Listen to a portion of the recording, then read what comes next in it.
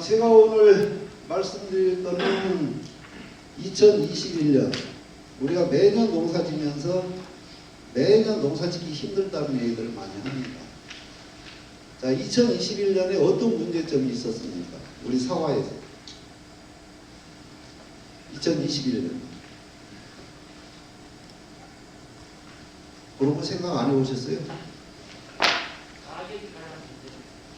가격이요. 뭐 우리한테 제일 중요한 게 사실 가격이죠. 가격인데 가격은 뭐 어차피 시장에서 결정을 해주는 부분이 상당히 크고요.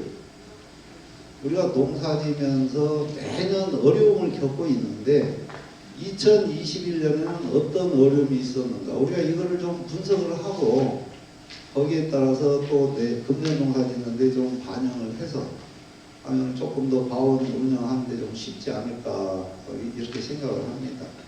그래서 오늘 말씀드릴 내용은 2021년, 22년 현재 사과 생산 동향이나 재배 동향 이걸 먼저 말씀을 드리고, 그 다음에 2021년에 어떤 문제점이 우리 사과에서 있었는지 이거를 분석을 하고 또 대책을 어떻게 하면은 이런 경우가 있을 때 조금 더 쉽게 우리가 더 대처를 할 수 있는가 이런 부분, 그리고 농사 지시면서 제일 관심을 많이 가지고 계시는 피배 방법, 시비 관리 방법, 그리고 이제 전정 부분은 아마 마지막 시간에 조금만 할 겁니다. 그래서 이런 순서로 오늘 말씀을 드리도록 하겠습니다.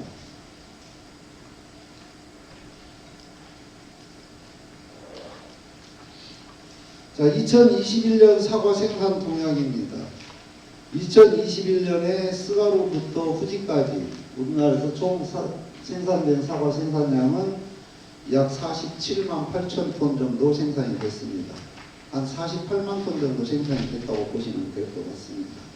그런데 2020년에는 장마가 한 4, 50일 지속되면서 갈방병이나 탄저병 이런 여러 가지 병 때문에 생산량이 최근 한 15년 내에 가장 적은 그런 해였죠. 그래서 2020년에는 42만 2천 톤 정도 생산이 됐습니다.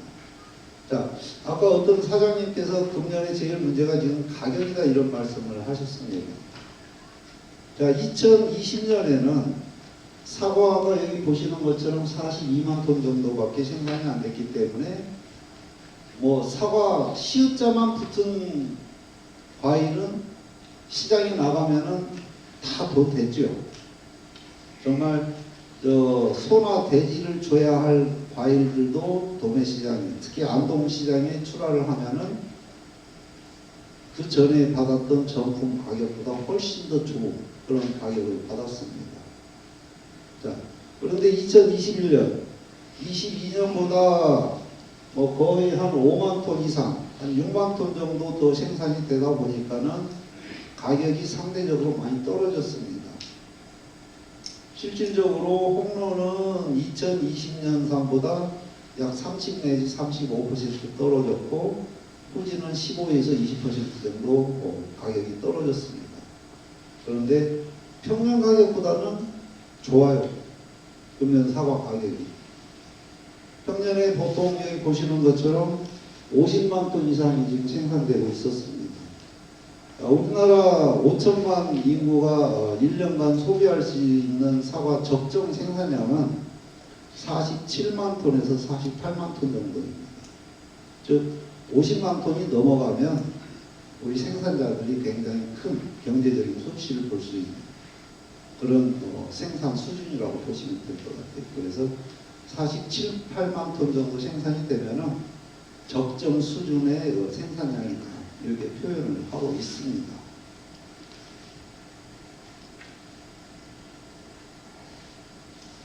자, 재배 면적은 매년 1 내지 3%에서 많아졌다 적어졌다 이렇게 지금 3만 3천 헥타에서 왔다 갔다 하고 있습니다. 자, 여기 혹시 금년에 품종갱신이나 또는 부식을 하기 위해서 묘목을 사야 할 분들이 계실 겁니다. 지금 묘목 살려고 하면 있습니까? 없습니까? 묘목 없죠. 작년에도 그랬고 금년에도 그래요. 가격이 좋은 해에는 그 다음에 묘목이 품귀 현상이 일어나고 임대가원 절대 안 나옵니다. 가격이 뚝 떨어지면 임대가원 쓸만한 과원들도 임대가원이 상당히 많이 나와요. 그래서 금년에도 뭐 제가 살고 있는 전라북도도 보면은 임대가원이 거의 없어요. 2020년 봄에는 임대가원이 상당히 많이 나왔습니다. 2019년에 생산량이 상당히 많아가지고 가격이 폭락을 했었거든요. 근데 그 뒤로는 지금 임대가원이 거의 안 나와요. 또 묘목도 마찬가지고. 지금 우리나라 사과 재배 현황을 보면은 유목 면적은 지금 3%가 늘어날 걸로 금년에 그러다 보니까 묘목이 없습니다. 그리고 성공 면적은 줄어들어요. 근데 성공 면적이 줄어든 가장 큰 요인은 아까 말씀드린 것처럼 충주, 제천, 그 다음에 지금 상당히 여러 지역에 지금 화상병이 확산되고 있으면서 거기에 폐원되는 과원들이 상당히 많습니다. 전체 화상병 발생량의 약 80에서 90%가 사과예요. 지금 사과하고 배밭에서만 화상병이 발생이 되고 있는데 거기서 80~90%가 사과에서 지금 발생이 되고 있어요. 그래서 거기에서 폐원시키는 이런 면적들이 상당히 지금 많이 차지하고 있습니다. 그래서 금년에는 한 33,400헥타 정도 재배될 것을 이렇게 보고 있습니다. 제가 어제 어쩌다 보니까는 저기 경기도 남양주에 가서 지금 강의를 하고 왔습니다. 근데 이렇게 경기도 북부지방 그리고 강원도 이런 데서 지금 신규 면적이 굉장히 급격하게 지금 몇 년간 늘어나고 있습니다. 근데 안동이나 이런 기존 추산단지는 옛날 이제 노목 과원들 이런 것들을 품종갱신을 하는 쪽으로 많이 지금 전환이 되고 있고요. 그래서 당분간 묘목은 상당히 부족한 그런 상황이 앞으로 2~3년은 지속되지 않을까 이렇게 보고 있습니다. 우리나라 이 품종별, 사과 재배 품종별 재배 면적 변화가 지금 상당히 좀 크게 일어나고 있는 그런 추세입니다. 여기 보시는 것처럼 스가루, 지금 여기 스가루 재배하는 분 그렇게 많지 않으시죠? 과거에는 스가루를 많이 재배했습니다. 홍로 나오기 전에. 후지 스가루밖에 없었어요, 사실. 그런데 지금 이제 80년대 후반에 홍로가 나오면서 스가루가 많이 줄어들고 그 자리를 지금 홍로가 많이 채우고 있습니다. 그래서 스가루, 홍로, 조숙계 후지, 후지 이런 품종들은 면적이 지금 줄어들고 있습니다. 반면에 가목, 그 다음에 기타 품종 이런 것들은 면적이 증가하고 있는데 기타 품종에는 아리수, 시나노골드, MD 이런 품종들이 지금 서서히 면적이 지금 확대되고 있는 그런 추세입니다. 자, 여기 보시면은 하나, 둘, 셋, 넷, 다섯, 여섯, 일곱 품종이 한 7가지 정도 지금 이름이 써져 있는데 우리나라 사과 품종은 그렇게 많지가 않습니다. 자, 뭐뭐 있을까요? 자, 추석 사과는 홍로 현재까지는요. 그 다음에 겨울 사과는 후지. 또 하나는요. 예? 잡사과. 그래서 우리나라 사과 품종은 딱 세 가지밖에 없어요. 근데 이게 바뀌고 있다는 거예요. 가몽, 아리수, 시나노골드 이런 품종. 왜 그런 이 세 품종밖에 없냐? 도매 시장에서 홍로, 후지를 빼고 다른 것들은 물론 이제 가몽은 예외입니다. 이런 품종들이 전부 다 제 가격을 못 받았어요, 그동안. 특히 경상북도에서 많이 재배했던 조생후지들. 이거 어땠습니까? 조생후지 농사져 가지고 재미 보셨어요? 별로 재미 못 보셨죠? 자, 금년은 추석이 9월 11일이죠.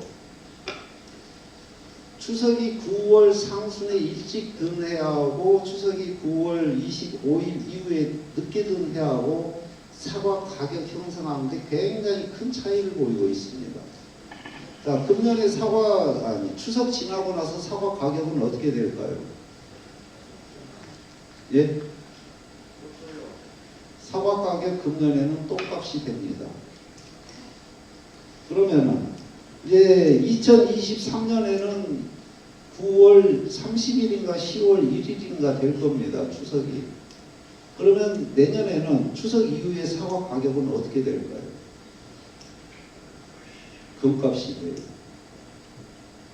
추석이 늦은 해하고 추석이 빠른 해하고 추석 이후에 사과 가격은 굉장히 큰 차이를 보입니다. 자, 금년에 추석이 빠른 해에는 홍로 빼고는 나올 게 없어요. 근데 홍로도 100% 다 출하를 할 수 있느냐? 안 해야 60%예요. 그러면 이게 뒤로 쭉 밀리죠. 그러면 이제 홍수 출하가 되는 거예요. 중생종들이 후지 딸 때까지. 그러면 사과 가격이 푹 떨어져요. 반대로 추석이 늦은 해에는 땡겨 먹어요. 뒤에 나올 품종까지 땡겨서 시장으로 출하가 돼요. 그러면 후지 나오는 동안에 사과 시장에 출하되는 양이 뚝 떨어져요. 그러면 가격은 하락을 해요. 그래서 추석이 빠르고 늦음에 따라서 이런 걸 잘 한번 살펴보시면은 내가 출하 전략을 어떻게 세워야 할 것인가 이것도 어느 정도는 가늠을 하실 수가 있습니다. 자, 2021년 작년에 사과 농사는 저는 크게 세 개로 분류를 했습니다. 첫 번째는 개화기 냉해, 잦은 가뭄. 두 번째는 7월 중순부터 8월 16일까지 지속된 약 30일에서 40일 동안 지속된 고온 현상. 그리고 마지막 세 번째는 8월 16일부터 10월 12일까지 지속된 가을 장마, 그 다음에 초가을 고온 현상. 이렇게 세 개로 분류를 해봤습니다. 개화기 저온. 저온피해는 매년 있죠. 냉해는 매년 있습니다. 냉해가 좀 심하게 오느냐 적게 오느냐 그 차이만 있을 뿐이에요. 자, 금년에 그 개화기 때 냉해는 있을까요? 없을까요? 예? 있다는 분도 있고 없다는 분도 있고. 어느 분말이 맞을지는 일단 몇 달 지나 봐야 알죠. 몇 달 지나 봐야 합니다. 그때 가서 봐야 알아요. 그런데 우리가 예측은 할 수 있어요. 금년에는 개화기 냉해는 굉장히 심할 것이다. 저는 이렇게 봅니다. 그럼 왜 그럴까요? 사과 뽑히는 것을 한번 쭉 지금까지 수십 년 동안 농사 지셨으면 한번 쭉 기억을 한번 되듬어 보시고, 이게 뒤돌아서 이렇게 한번 기억을 한번 돌려보세요. 추석이 빠른 해에는 다른 해보다 꽃이 빨리 펴요. 추석이 빠른 해에는 항상 보면 꽃이 빨리 펴요. 근데 꽃이 빨리 피는 해일수록 냉해가 심해요. 그래서 지금까지 이렇게 뭐 한 수십 년 동안 이렇게 쭉 이걸 보면은 추석이 빠른 해는 반드시 냉해가 굉장히 심해요.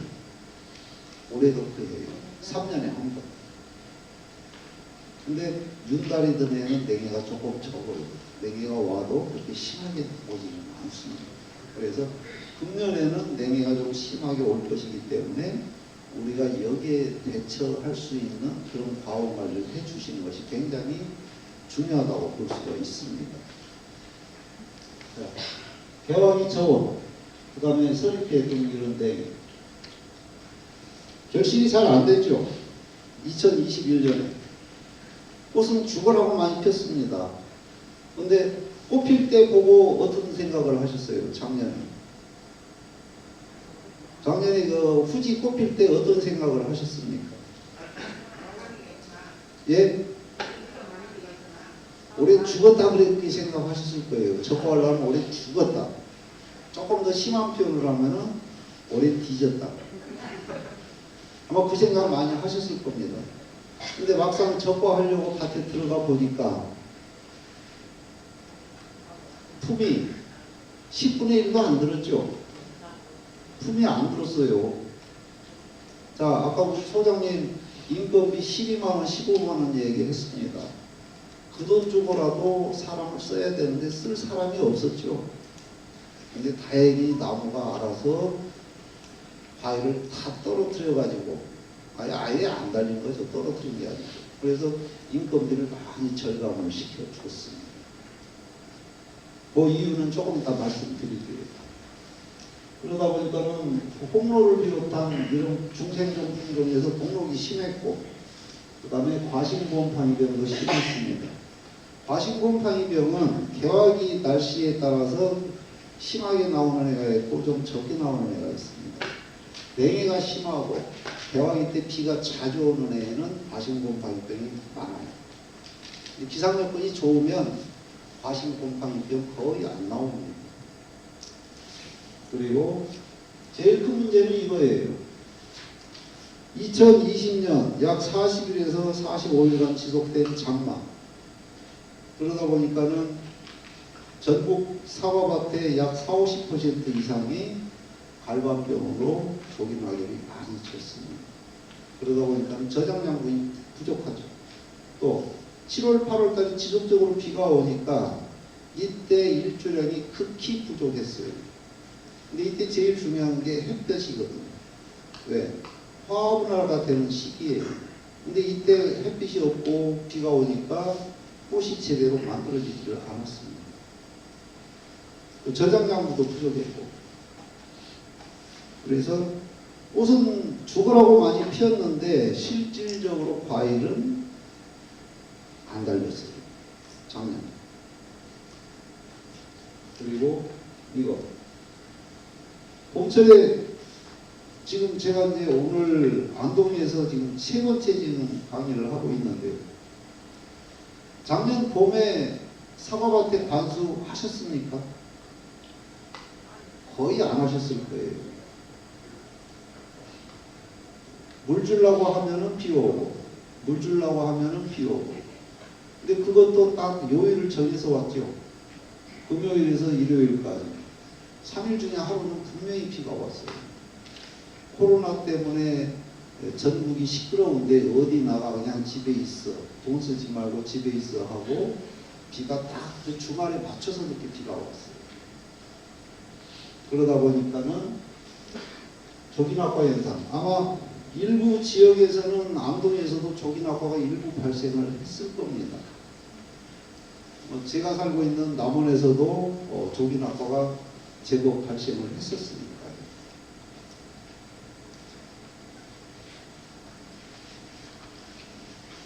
작년에 혹시 홍로에서 이런 과일 보셨습니까? 홍로에서요. 낙화 현상이 작년에 2가지 형태로, 홍로에서 2가지 형태로 작년에 낙화 현상이 2가지 형태로 발생이 됐습니다. 이런 형태, 달려있는 상태에서 과일이 수분이 빠져나간 것처럼 쭈글쭈글해지는.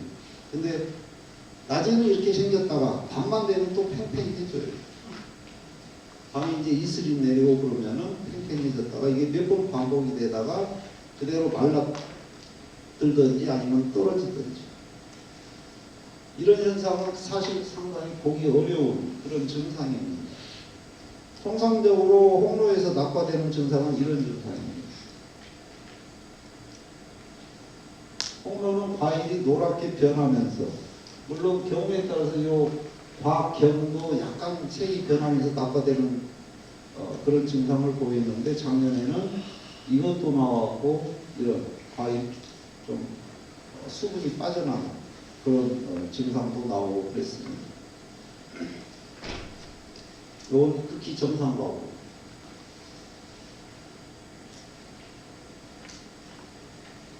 이것들을 잘라보면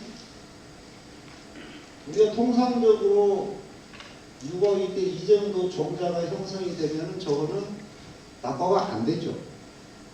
낙화가 안 됩니다. 또 낙화가 안 돼야 정상이고.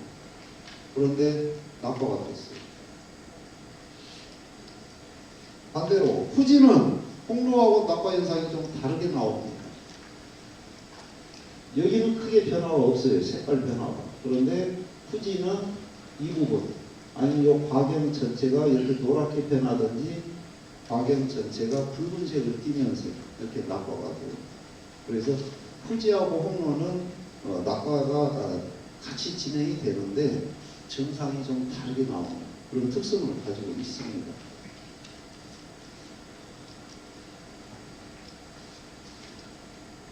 작년에 냉해가 심했고 올해는 더 심할 걸로 보는데, 자, 이곳은 요 측화들은 정상입니다. 그런데 중심화가 수술 색깔도 약간 이상하고 암술이 까맣게 변했죠. 저게 이제 전형적인 냉해 증상입니다. 정상적인 꽃은 이렇게 색이 선명하고 저렇게 되는 게 이제 냉해를 안 받아 그런 꽃들이죠.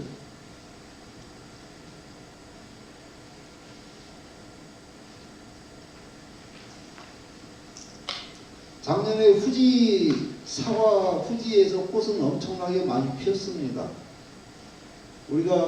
저는 작년에 전국적으로 후지가 해거리가 굉장히 심할 걸로 이렇게 봤었거든요. 그건 왜 그러느냐? 2020년에 그 지속된 장마로 갈반병 피해서 조기에 많이 떨어졌기 때문에 저는 작년에 후지꽃 그렇게 많이 안 필 걸로 봤어요. 그런데 실제 이렇게 다니면서 전국 어디가 됐건 다니면서 보니까 꽃은 엄청나게 많이 폈어요. 그런데 실질적으로 과일은 저거 할 게 없을 정도로. 그러면 왜 그러느냐? 꽃은 많이 폈는데 왜 그런 과일이 안 되고 다 떨어져 버렸느냐? 이것 때문에 그래요. 자, 아까 어떤 사장님께서 아래쪽은 과일이 그런 대로 붙었는데 위쪽에는 과일이 거의 없다고 이렇게 말씀하셨죠. 그런 이것 때문에 그렇습니다. 사과나무가 이렇게 있습니다. 꽃은 어디에서 어디로 피어있죠? 나무가 한 나무가 이렇게 있으면 꽃은 어디부터 펴요? 여기서부터 피기 시작해서 이렇게 올라가죠. 사과꽃은 그렇게 핍니다. 밑에서부터 피기 시작해서 위로 올라가요. 여기는 꽃이 빨리 피죠. 여기는 상대적으로 작년에 극히 늦게 폈어요. 그러다 보니까는 여기 꽃 필 때에는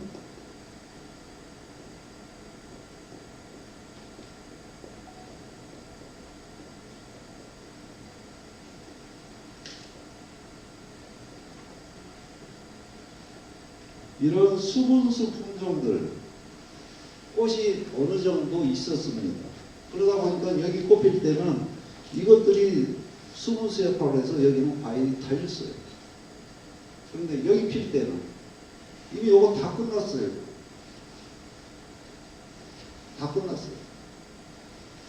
그러면은 이게 없으면 여기 꽃 필 때 우리가 뭘 해야 되느냐? 이거라도 해줘야 되는데 안 해요. 그래서 작년에 특히나 꽃피는 기간이 굉장히 길었어요. 그래서 일찍 핀 꽃들은 수분수들이 있고 또 일찍 핀 꽃들한테는 우리가 인공수분을 해줘요. 그러니까 과일이 달립니다. 근데 늦게 피는 꽃들은 수분수도 없고 우리가 인공수분도 안 해요. 왜? 지가 알아서 달리겠지. 그러나 나무는 거짓말을 안 해요. 개화기간이 짧으네.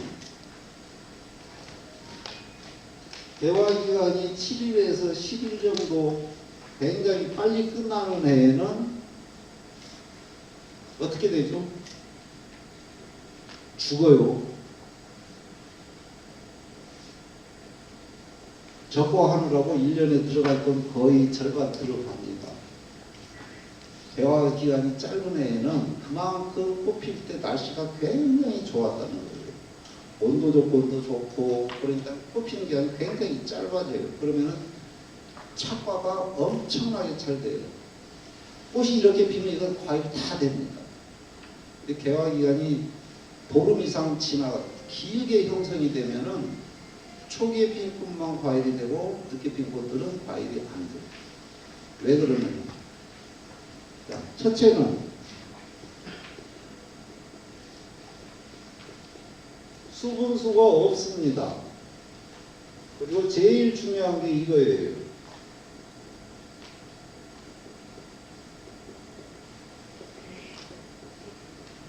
꽃이라고 다 같은 꽃이 아닙니다.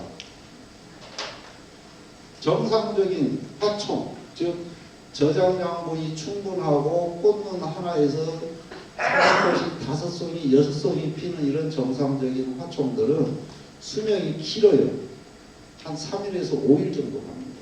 이 안에만 꽃가루를 묻혀주면 과일이 돼요. 그러나 이런 꽃들, 작년에 이런 꽃들이 엄청나게 많았어요. 후지밭에서. 그래서 과원 밖에서 조금 떨어진 데서 이렇게 사과밭을 쳐다보면 꽃이 엄청나게 많이 폈기 때문에 금년에 접과하려면 무지하게 힘들겠다 이런 생각을 했는데, 실제 과원에 들어가서 꽃 하나하나를 살펴보면 이런 꽃은 많지가 않고 이런 꽃들이 엄청나게 많았어요. 이 꽃들은 수명이 하루나 이틀밖에 안 가요. 즉 개화 당일에 수분이 안 되면 과일이 안 달립니다. 그래서 작년에 꽃핀 거에 비해서 착과량이 엄청나게 적었다. 그러나 원주 입장에서 보면 일단 돈 벌고 들어가는 거예요. 인건비가 안 들어가니까. 또 과일이 많이 달린 애하고 적게 달린 애하고 과일 크기가 다르죠. 과일이 적게 달린 애에는 대과가 많이 나와요. 착과가 굉장히 잘 된 애에는 대과 생산량이 좀 줄어들어요. 왜? 많이 달리면 많이 달린 만큼 적과할 때 많이 틀어요. 많이 틀어요. 그러다 보니까는 이 대과 생산성이 좀 떨어지는 그런 경향을 보이고 있습니다. 자, 금년 꽃은 어떨까요? 금년에는 괜찮을 걸로 봅니다. 왜? 갈밤병으로 낙엽된 화원이 그렇게 많지는 않았어요. 물론 후기 갈밤병 피해는 봤습니다만은 초기 갈밤병 피해는 거의 안 입었기 때문에 금년 사과꽃은 괜찮을 거예요. 이렇게 보고 있습니다.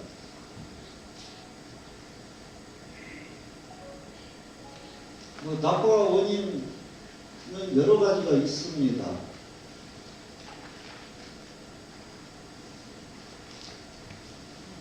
적과제 쓰시나요? 적과제 쓰시죠? 적과제 쓰시는 게 좋습니다. 쓰시는 게 좋아요. 그래야 지금 15만 원을 줘도 사람 구할 수가 없어요. 그러면 적과제 쓰는 방법밖에 없습니다. 근데 알고 쓰자 이거예요. 쓰기는 쓰는데 이걸 무턱대고 쓰지 말고 금년 개화기 때 기상 여건이 어떻게 형성이 됐었는가를 보고 결정을 하자는 겁니다. 자, 개화기 때 꽃 피는 기간이 짧은 애, 이런 애는 무조건 쓰세요. 이거는 날씨가 좋았기 때문에 꽃 피는 기간이 굉장히 개화 기간이 짧아요. 그러면 과일이 잘 달립니다. 근데 작년처럼 꽃 피는 기간이 긴 해, 이런 애 저까지 쓰면은 손가락 빨아야 돼요. 다 떨어져요. 그리고 또 하나, 개화기 전후, 즉 꽃 피고 열흘 안에 비 오는 날이 많으면 많을수록, 구름 낀 날이 많으면 많을수록 적과제는 절대 쓰지 마세요. 왜? 낙과 현상 반드시 발생이 돼요. 식물은, 특히 과수는 햇볕이 굉장히 중요한 영양분 중에 가장 중요한 영양분이에요. 과일이 어릴 때 과일만 키우는 게 아니죠. 나무가 새순도 키워요. 새순도 키우는데 햇볕이 부족한, 즉 일조량이 부족한 경우에는 과일을 안 키워요. 나무를 키워요. 왜? 내 수명이 앞으로도 한 10년, 20년 남았는데 20년 동안 내가 살아야 돼요. 새끼를 낳는 것보다. 그러니까 과일을 떨어뜨려 버려요. 즉 부족한 동화 양분을 과일한테 주는 게 아니고 세수 키우는 거. 내가 살기 위해서. 그래서 꽃 피고 열흘, 즉 적과제 사용하는 기간이 개화 후 한 열흘 이때거든요. 세린 쓰는 시기가. 이때 피가 2, 3일간 온 경우라면 절대 쓰지 마세요. 다 쏟아져요. 또 하나, 적과제를 써놓고 효과를 보려면 열흘에서 보름 걸립니다. 이제 낙과가 시작되기 시점이 한 열흘에서 보름 걸려요. 근데 옆집에서 갑동이네가 적과를 시작을 해요. 그럼 나는 어떻습니까? 마음이 불안해져요. 그러니까는 적과제 써놓고 효과 나오기 전에 나도 적과를 해요. 적과 끝나고 나니까 아이고 이제 됐다 했는데 한 4, 5일 후에 밭에 가서 보니까 남겨놓은 놈들이 노랗게 변하면서 똑똑똑 떨어져요. 그래서 적과제 쓰시는 분들은 열흘에서 보름은 그냥 놓으세요. 다른 사람 적과한다고 조급하게 생각하지 마시고. 그래서 충분히 적과제 효과가 나오는 것을 보고 그때 인력 적과를 하셔도 안 늦어요. 남 장간다고 나도 할 일을 아무 살 것도 없는데 장에 따라갈 필요는 없습니다.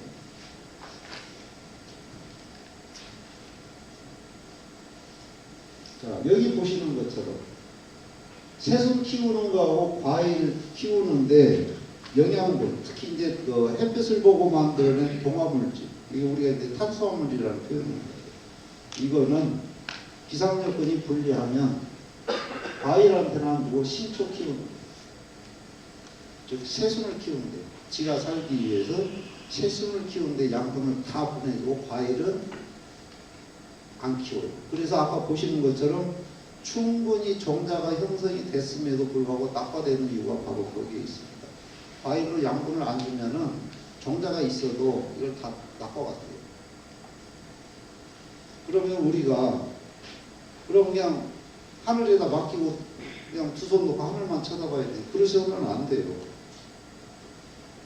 개화기 꽃 피고 열흘 동안 비 오는 날이 많으면 이때는 반드시 낙과 현상이 발생이 된다 이렇게 예측을 하시고 우리가 그거를 미리 대책을 세워 주셔야 돼요. 포도당 제과점에서 제일 많이 써요. 근데 식자재 마트나 이런 데 가면은 포도당을 판매를 합니다. 포도당을 물 500리터에 한 1kg 정도 2, 3일 간격으로 한 두 번만 해주시면은 낙과 현상을 상당히 줄일 수가 있습니다. 그리고 초기에 과일 키우는데 상당히 도움을 받으실 수가 있습니다. 그래서 개화기 때 기상 여건이 좋으면 굳이 쓰실 필요 없어요. 그러나 비 오는 날이 많고 구름 낀 날이 많고 즉 햇빛량이 일조량이 부족한 경우에는 이걸 반드시 한번 해주시는 것이 좋습니다. 자, 그 다음에 과일이 안 달리면 영양생장이 강해지죠. 그래서 도장지도 많이 발생이 되고 도장지도 막 거의 한 1m까지 크는 경우가 있습니다. 이런 경우에 우리가 할 수 있는 게 생장 없이지 쓰는 거죠. 비비풀. 비비풀 사용하실 겁니다. 물론 비비풀이나 이런 생장 없이제는 안 쓰고 농사 짓는 게 가장 좋지만 나무는 우리가 원하는 대로 안 크죠. 더군다나 과일이 안 달리면 영양생장이 강해질 수밖에 없습니다. 또 후지는 품종 특성상 수세가 상당히 강한 그런 특성을 가지고 있죠.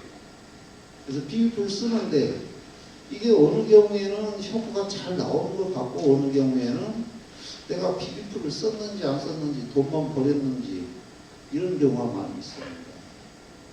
자, 비비풀은 주로 어느 시기에 쓰세요? 만약에 쓴다면 비비풀을 언제 쓰세요? 중심화가 아니고 측화까지 완전히 만개했을 때 이때 쓰는 게 가장 좋아요. 이때가 과대지가 2 내지 3cm 정도 크는 시기예요. 요 시기가 넘어가면 빈불 써봐야 효과 제대로 못 봅니다. 사용 설명서에는 5 내지 7cm로 되어 있을 거예요. 이때 쓰면 효과 전혀 못 봐요. 그래서 우리 저 뒤에 계신 사장님 말씀대로 꽃잎이 한두 개 바람에 떨어질 때 이때가 가장 적기예요. 자, 그 다음에 두 번째는 이제 7월 10일경부터 8월 16일까지 약 30일에서 40일 동안 고온현상이 지속됐죠. 장마가 작년에 굉장히 빨리 끝났습니다. 이때 7월, 8월 달에 고온현상이 지속되고 비도 많이 조금 오고 그러는 상황에서 작년에 관수하셨습니까? 안 하셨습니까? 관수 적극적으로 해주셨어요? 안 해요. 왜요? 아니 가물고 온도가 높은데 관수를 왜 안 해요? 해야지. 교육 중에 비가 적절하게 왔어요. 예? 적절하게 왔습니다. 비가 적절하게 왔습니까? 네. 예.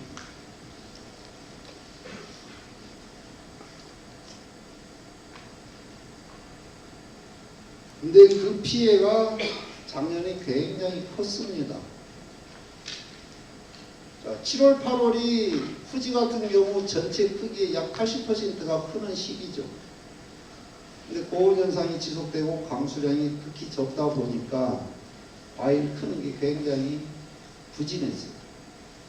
여기에다 또 한 가지.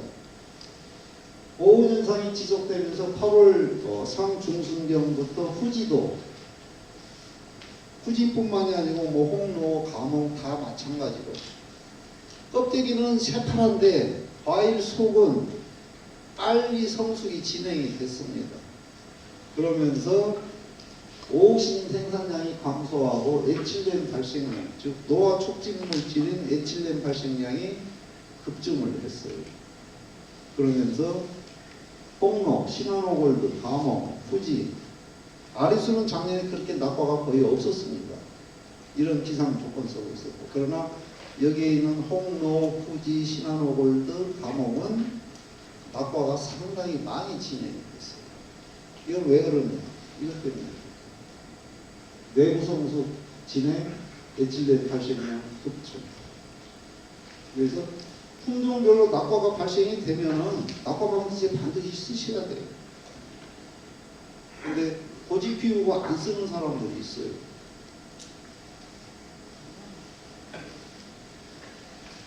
이게 작년 상황이에요. 홍로. 제가 쓰라고 여러 차례 얘기를 했거든요. 그러다 말겠죠. 그러다 말기는 뭘 그러다 말아요. 많이 떨어졌죠. 과일 안 크는 것보다 안 크는 게 더디게 크는 게 낙과되는 것보다 훨씬 경제적 손실이 적어요. 근데 낙과 방지제는 장점이 있고 단점이 있죠. 사용했을 때. 장점은 낙과가 줄어들고 이제 뭐 낙과가 더 이상 진행이 안 되는 그런 장점이 있고, 또 하나는 착색이 잘 돼요. 착색이 잘 돼요. 단점은 과일이 물러지고 일시적으로 일정 기간 동안 과일 크는 게 굉장히 더디게 돼요. 그래서 이 낙과방지제 쓰는 거는 내 과원의 과일 크기를 보고 결정하는 것도 있기는 있습니다.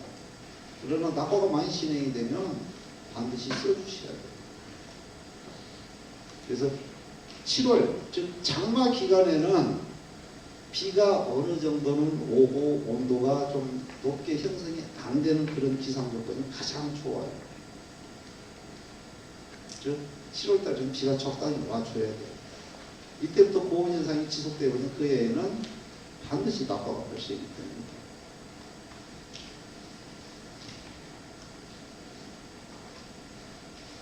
자, 그 다음에 제일 큰 피해가 이거예요.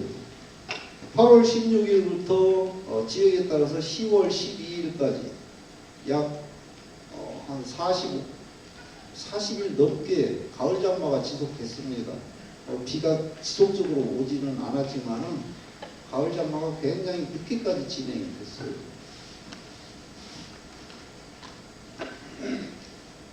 그래서 초기 갈반병은 그렇게 많지 않았습니다. 그런데 가을 장마가 시작되면서 후기 갈반병이 굉장히 많이 진행이 됐고요. 그 다음에 홍로 탄저병, 또 후지에도 탄저병이 상당히 많이 나왔습니다. 작년에. 그리고 후기에 가서 얼음 방나방, 즉 흡수나방에 의한 과일 부패 현상, 이게 작년에 굉장히 심하게 나왔어요. 특히 주간 상당부, 대관. 그리고 비가 지속적으로 오니까 방제, 후기 방제가 제대로 이루어지지를 못했습니다. 그래서 전박이응에 사과응에 할 것 없이 응의 밀도가 굉장히 심하게 증가하면서 후기 응의 피해를 2차적으로 또 받았어요. 근데 그러다 보니까 착색이 잘 안 됐습니다. 아까 제가 처음 뭐 착색이나 당도 이런 거 좋다고 하셨죠? 과일 좋다고 말씀을 하셨는데 2021년에 생산된 후지 맛 더울 게 없어요. 맛 없습니다. 과일도 물러요. 왜? 과일이 무른 거는 7월, 8월 고온 현상으로 내부 성숙이 빨리 되면서 이미 속은 다 익을 대로 익어버려요. 거기에다가 8월 16일부터 12월 12일까지 가을 장마가 늦게까지 지속되고 또 이 남부지방은 10월 10일까지 낮 최고 기온이 28도, 29도, 즉 가을, 초가을 고온 현상이 지속됐습니다. 그러다 보니까 색깔도 안 나지, 당도도 안 올라가지. 또 여름에 더워서 과일은 물러졌지. 금년 사과 형편없어요. 품질이. 아마 농사 짓는 분들은 저한테 저 새끼 뭔 소리 하고 있어. 이 새끼 우리 사과 좋기만 하는데 그렇게 말씀하시는 분들이 있을 겁니다. 그러나 전반적으로 놓고 보면은 2021년산 후지는 내적인 품질, 외적인 품질이 다 떨어지거든요. 다 떨어져요. 이건 다 기상요건이에요. 실질적으로 안동에서도 후지가 제대로 햇볕 보고 수확할 수 있는 기간은 20일 정도밖에 안 될 겁니다. 가을처럼. 그러니 착식이 제대로 안 되죠. 당도 안 올라가죠. 이연대. 우리나라가 굉장히 넓어요. 요 위쪽으로는 장마가 늦게까지 지속이 됐고, 이 밑에는 비도 비지만은 10월 10일경까지 낮 기온이 29도, 28도까지 아주 고온 현상이 지속되다 보니까 과일은 커요. 늦게 비 오고 온도가 높으니까 과일이 커지는데 색깔은 지랄밖에 안 났어요. 그래서 남원 같은 경우는 11월 20일에서 25일까지도 후지를 수확을 못한 농가들이 제법 많았습니다. 자, 우리가 사과 농사는 120일에서 180일 농사라는 표현을 합니다. 조생종, 쓰가루나 이런 것들은 보통 100일에서 120일, 즉 꽃피고 수확하는 데까지 걸리는 기간. 홍로는 평균 130일입니다. 홍로는 130일이에요. 아리수는 145일, 감홍은 150일에서 160일, 후지는 160일에서 200일이에요. 이제 평균 180일을 봐요. 착색계는 160일이면 수확이 가능합니다. 색이 일찍 들기 때문에. 근데 일반 후지, 이게 우리가 흔히 동북7호라고 표현을 많이 하죠. 요거는 200일이 넘어야 그래도 수확할 수 있는 색깔이 들어요. 물론 비배 관리를 잘 하신 분들, 좀 굶겨가지고 하시는 분들은 색을 잘 들이고는 있습니다. 그런데 평균 거의 200일을 채워줘야 어느 정도 상품성 있는 색깔이 나와요.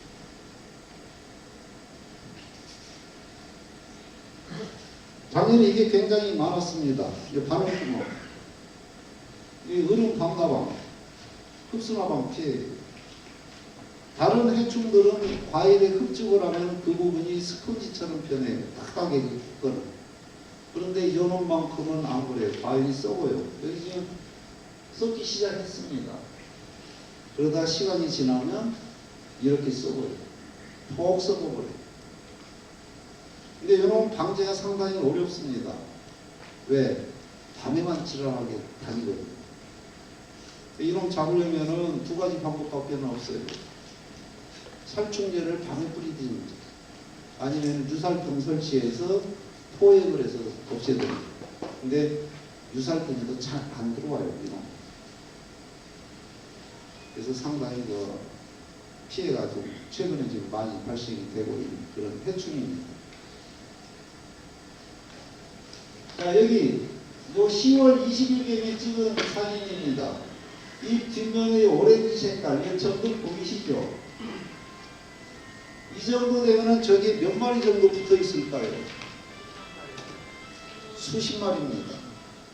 저게 전박이용의 월동형 암컷 성충입니다.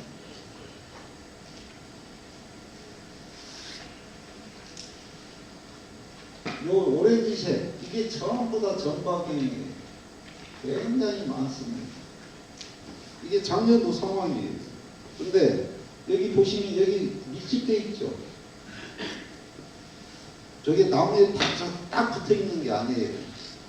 거미줄을 치고 거미줄 위에 있는 거예요. 이게 지금 거미줄 치고 거미줄 위에 있는 거예요. 응애는 자 진딧물도 동물이고 응애도 동물이에요. 근데 완전히 다른 동물입니다. 진딧물하고 응애하고 구분을 어떻게 할까요? 즉 곤충하고 얘하고 곤충은 이렇게 되죠. 머리가 있고 몸통이 있고 꼬리가 있고 그 다음에 더듬이가 있습니다. 더듬이가 있어요. 근데 거미류는 머리하고 몸통 그 다음에 더듬이는 없어요. 제일 큰 차이는 다리가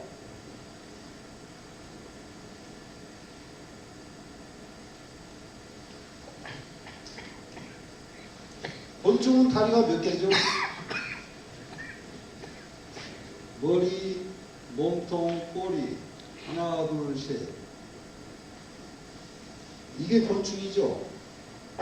반대로 거미류는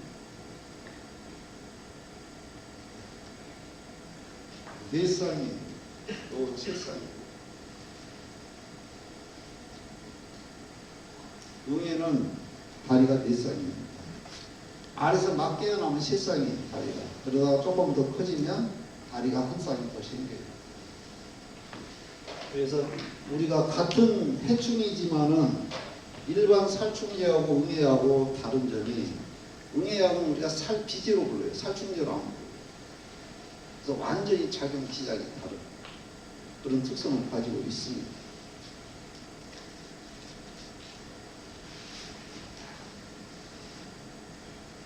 자, 여기는 지상부입니다.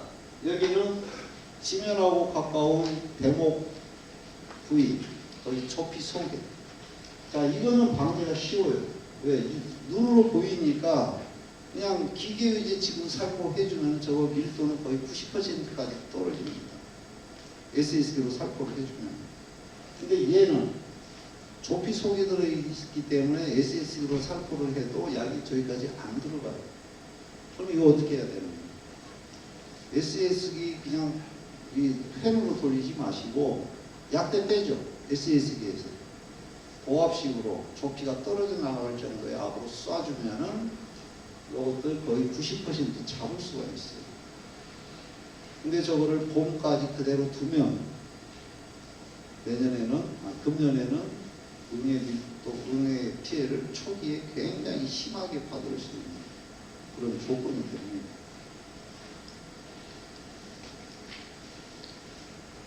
이제 아까 그거는 전박이 응애고, 지난번에도 요 이름을 얘기를 했었는데 오늘도 얘기 안 하고 가면 좀 서운할 것 같아요. 얘 이름이 있습니다. 이름이 뭘까요? 얘들 이름 성씨도 있고 이름이 있고 그래요.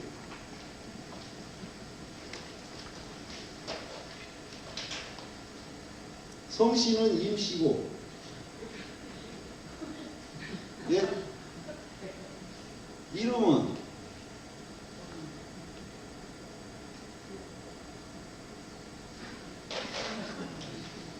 임신조. 알을 베고 있어요. 순놈은 월동을 못합니다. 다 죽어요. 전박이는 암컷만 알을 품고 월동을 해요. 그래서 풀만 나오면 바로 산란을 해요.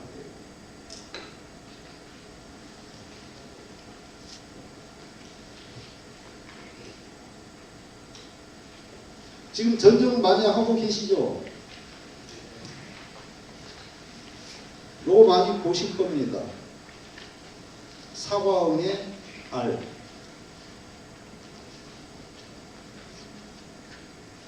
요것도 작년 10월 화순경에 찍은 겁니다. 엄청나게 많아요. 전쟁할 때 전쟁을 한참 하다 보면 가위가 빨개져요. 이게 전박이응의 알 때문에 그런 거예요. 그러면은 날씨가 겨울이라도 날씨가 조금 따뜻할 때가 있습니다. 이때 봄까지 기다리지 마시고요. 이때 시간 잠깐 내가지고 기계유지 한번 싹 뿌려주세요. 봄에 하시는 것보다 지금 하는 것도 상당히 효과가 좋아요. 그러면 밀도를, 월동 밀도를 거의 80% 이상은 낮출 수가 있어요. 징그럽게 많아요. 그래서 올해는 아무튼 초봄에 생육 초기부터 응애 피해를 받는 과원이 상당히 많이 나올 것이다. 이렇게 지금 전망을 하고 있습니다. 자, 아까 교육 시작 전에 이제 밖에서 하늘 보면서 연기를 품으면서 사장님 한 분하고 잠깐 뭐 한 1, 2분 얘기를 했는데요. 과일이 뭐 거칠거칠 울퉁불퉁해진다는 표현을 하시더라고요. 근데 우리가 병해충 방제를 하거나 또는 약효를 증진시키기 위해서 쓰는 이런 여러 가지 제품들이 오히려 피해를 주는 경우가 상당히 많이 있습니다.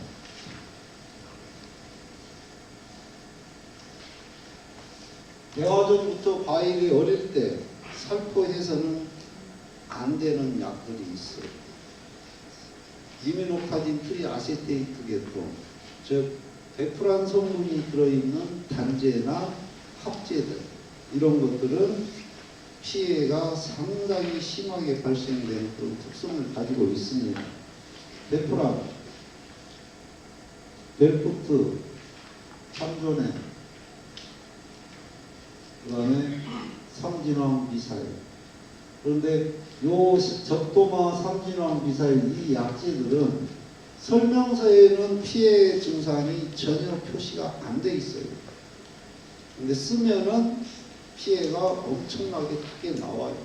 이게 3, 4년 전에 경상남도 밀양에서 있었던 미사일 사건이에요. 미사일이라는 약제는 이게 들어있어요. 이미노카딘 트리아세테이트, 베프란 성분이 들어있습니다.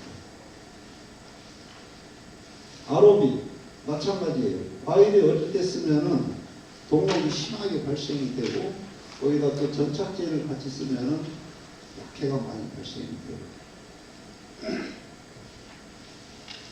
그 다음에 전착제, 우리 과수용 전착제 중에 레이트론이라는 전착제가 있습니다.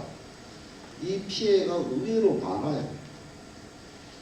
근데 우리 그 생산자들께서 이 레이트론 지금 뭐 그렇게 많이는 사용을 안 하시는데 바로 보면은 몇 분들이 쓰는 분들이 있더라고요. 근데 레이트론도 과일 아무튼 손가락 빨게 만드는 주 요인 중에 하나예요.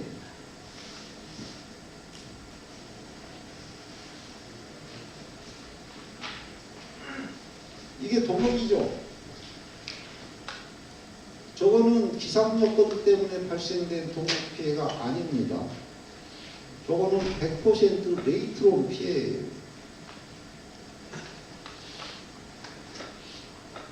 즉 과일 내 과일이 솜털이 붙어 있는 시기에 레이트론을 쓰면은 요거는 지금 증상이 좀 약한 경우에 저보다 더 심한 피해가 발생이 됩니다.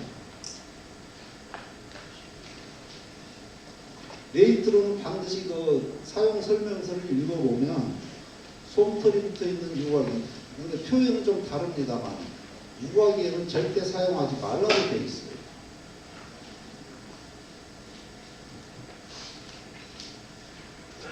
자, 이거는 무슨 피해일까요? 저거는 전착제 중에 제일 싼 거. 카바. 카바는 사과밭에 써서는 안 되는 전착제예요. 이거는 벼농사 전용이에요. 물론 벨라 피해도 간혹 저런 피해가 나오는데 이거는 전형적인 카바를 사과밭에 썼을 때 나오는 증상, 피해 증상이에요.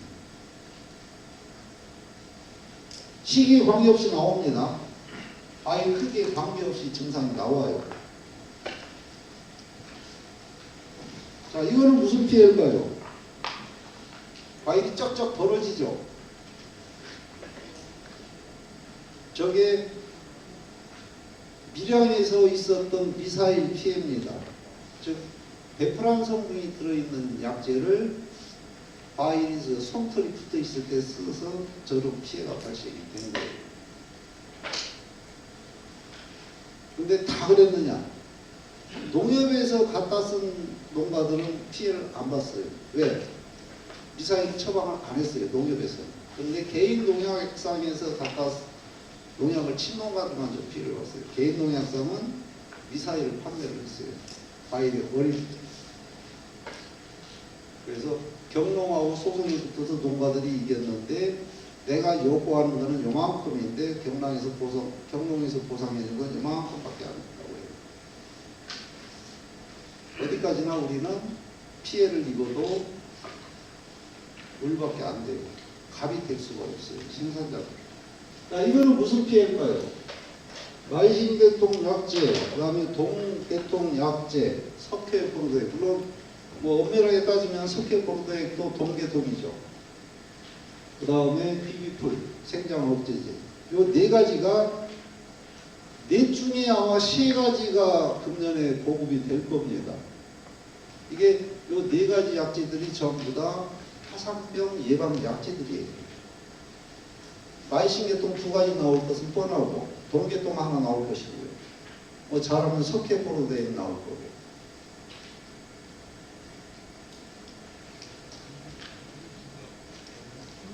이 넷 중에 발화기 이후에 써서는 안 되는 계통이 있습니다. 이거예요. 동계통 소화제, 푸포 소화제나 이런 것들. 이게 그 피해예요. 요건 지금 아리수입니다. 아리수인데 저를 찍어서 보냈어요. 나보고 어쩌라고. 그래서 올해 이게 작년 상황입니다. 올해 쓴 농약을 전부 리스트를 뽑아서 문자로 보내라 했더니 보냈어요. 마지막에 딱 걸려요. 푸포스와지. 왜 이걸 썼냐? 그냥 아버지가 집에 있는 거라고 그냥 싹 털어서 다 뿌렸대요. 잘했다고. 내가 뭐라고 그래요? 잘했다고 그래요.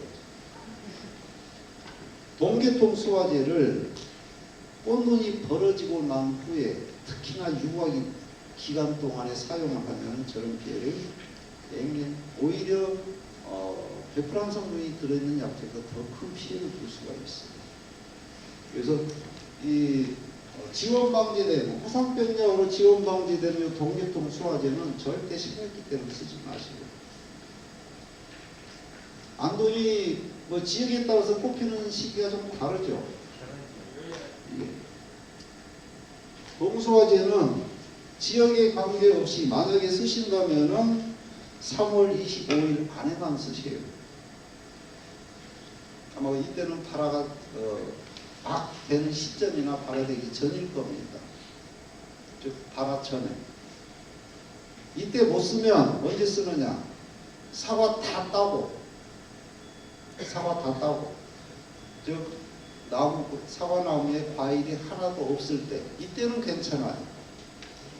이파리는 조금 피해 받아도 근데 입에는 피해를 그렇게 안 주거든요. 즉 과일이 없는 상태에서 휴면기 때 쓰는 게 가장 피해를 적게 받을 수 있는 그런 사용 시기예요. 그리고 자, 만신계통 요거는 살포하는 시점에 이제 생육기 때 뿌립니다. 개화기 전후해서 온도가 높으면 쓰지 마세요.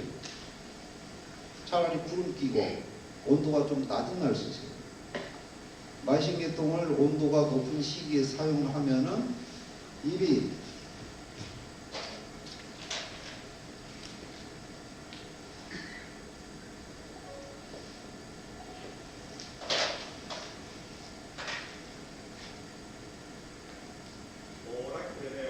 예, 맞아요.